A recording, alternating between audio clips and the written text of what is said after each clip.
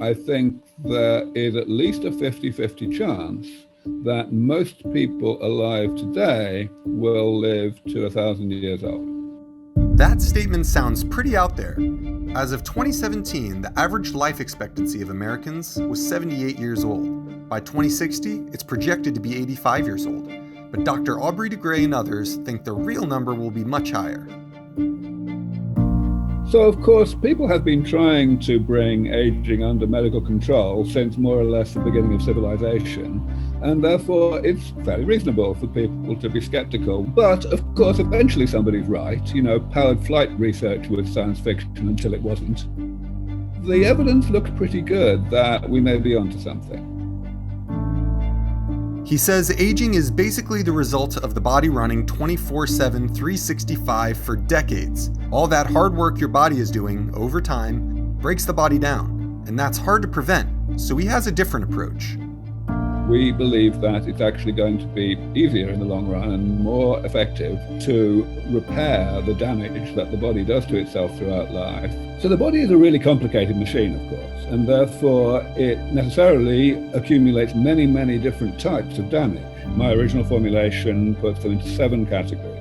So, for example, one category would be loss of cells dying and not being automatically replaced by the cell division. All of the cell replacement therapies that we need to develop come under the heading of stem cell therapy. So that's really the way we're going about this. So the idea is that instead of preventing aging, you would instead go to a doctor every so often and repair the damage from aging, effectively making you younger again. While this is hard to imagine, he says it's treating the body the same way we do other machines.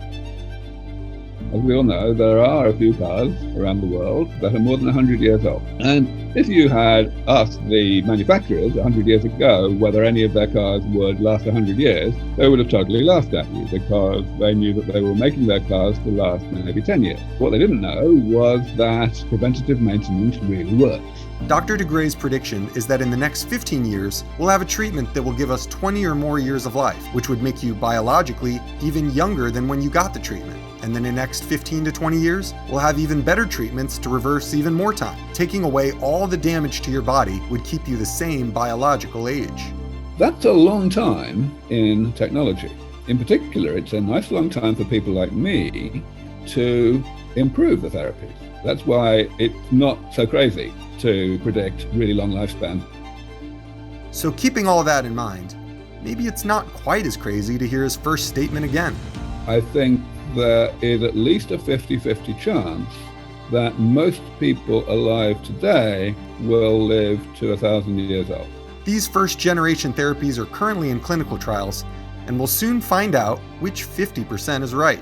I really want to emphasize that I just don't work on longevity. I don't even think about longevity much. I work on health. I'm a medical researcher.